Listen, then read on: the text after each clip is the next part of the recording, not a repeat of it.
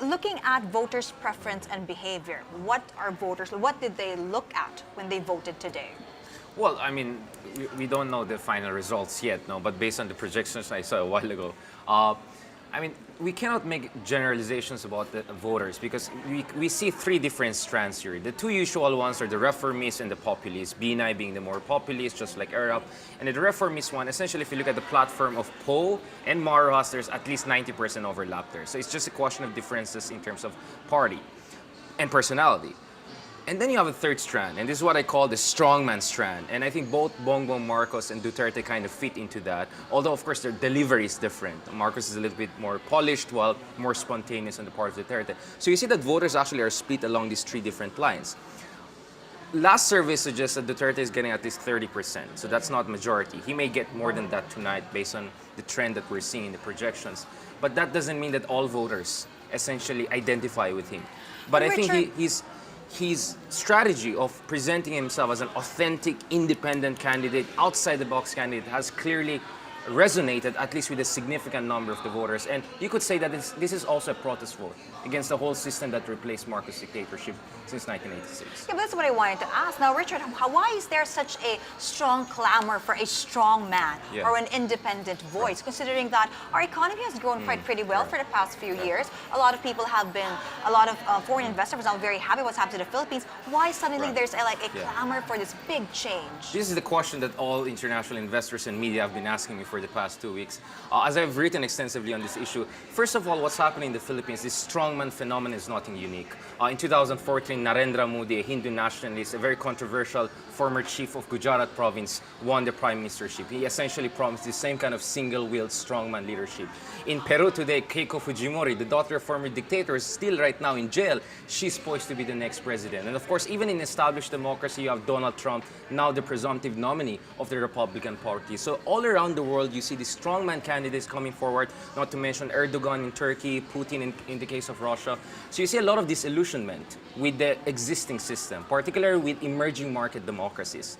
Because what happened in the last 6 years in the Philippines was best captured by political scientist Samuel Huntington in his book 1968, Political Order in Changing Societies. His argument is that the societies that are most vulnerable to autocratic takeover or political breakdown or political decay are societies that grow very fast, which leads to an explosion in expectation, and the gap between reality, gradual change with disappointments, and explosion of expectation is what creates this whole room of frustration that is open to exploitation by certain candidates. So now, Willy and Ross, so do you think that Rodrigo Duterte, leading the one in the polls in the past few years, was able to take advantage of what Richard said was our present economy or present situation right now, or was it a marketing strategy, really?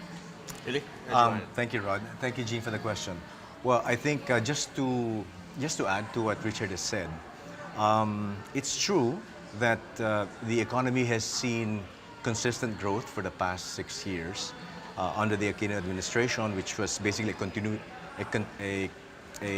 continuity of the Daang Matuwid platform of Mar Rojas, and that the foreign investors were singing praises about our economic achievements. However, as we all know, the biggest opportunity also was that the growth was not trickling down. All right, so that the inclusive growth was really the main issue, and the widening inequality in income distribution was a real pain for the economy. That was also, I think, seen in the numbers for poverty having been unchanged over the past 6 years, as well as the hunger incidence has also gone up. So, if you put those numbers together, it's really not. I would think that it's not contradictory, but in fact, it really just shows that the truth is more important than the facts. While the facts show economic growth, the truth is it's really not translating to the vast majority of our 90% of our population, as you know, are CDE, and that's who your voters are. So in Duterte, I believe that they saw somebody who finally can represent the inclusive growth and the safety and security that they're looking for, beyond the promises of other candidates. But what's interesting here is that actually, for example, crime, the crime issue was not a main issue of the voters prior to Rodrigo Duterte actually expressing his interest to run, or expressing that he will run for president. But he was somehow able to market it as an electoral issue. You know, I personally think his rise to popularity, while his stance on criminality is important, and also his macho stance, no? But I'm gonna get all of them. I think ultimately we're living in a world that's a little bit cynical. We're living in a world where political correctness is now the rule rather than the exception, and I think people just are just tired of the rhetoric. They're just tired of the cookie cutter statements. I'm gonna improve the economy. I'm gonna create jobs. Parang era para sa mahirap. It doesn't work anymore.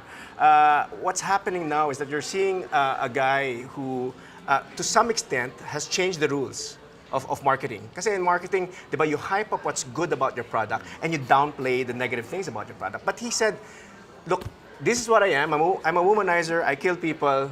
And I'm a disciplinarian. So you think, Ron, this is really just being who he straightforward. is? This I'm isn't a being who I am. marketing strategy as well on his end. Well, in a way, it's also like, it's good marketing strategy because it's different. So it's kind of non-conformist. It's direct. It's authentic, and it's consistent. He's always been like that. I'm going to change the system to federalism. I'm going to go for parliamentary. I'm going to change the constitution. And he never wavered. He never changed. So to some extent, while he changed the rules, to some extent, because the rules before was you have to be polished. You don't put up your negative things, your negative aspects. Only hype up the good things about you. He changed that. And I think what people are looking for now is just authenticity. And they saw someone that I can relate to this guy because to some extent he's like Jaworski in a way. He has this Jaworski phenomenon that parang even if Jaworski was playing dirty or something. Yeah, I was going to say it's as if the rules didn't apply to him. For example, with Bina, if corruption issues came, they would stick to him. They would stick to him like glue. But with Duterte, even with Trillanes, pounding him with all these allegations of hidden wealth, it didn't seem to stick. It probably even helped him to some extent. Because I think, again, and also who was delivering the message about the corruption? It was Trillanes who, it was also the messenger at that point. The messenger, yeah. I mean, there's a lot of, I guess, mistrust kay Senator Trillanes because of what he did before. And of course, he's a senator. A lot of people, have voted him in. But I think that's also one of the crucial things. Who was the messenger? If it was someone else, perhaps may have been different. For this particular issue, do you think that it was still traditional media that had a big impact, or was it also social media? Yeah, well, the thing is this. In 2013, there was a social media backlash against the bid of Nancy Binay for Senate. And she won very well. And I think there was an impression, social media is overrated. These netizens are never going to vote. This is not going to echo. What matters is the traditional media and ground warfare.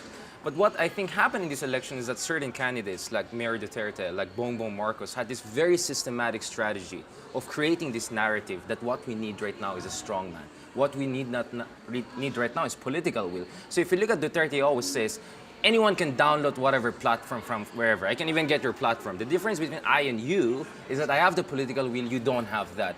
And the other thing with him is that he preempts his opponents. He doesn't give him a chance to go after him. He already says, yeah, I am what I am, right?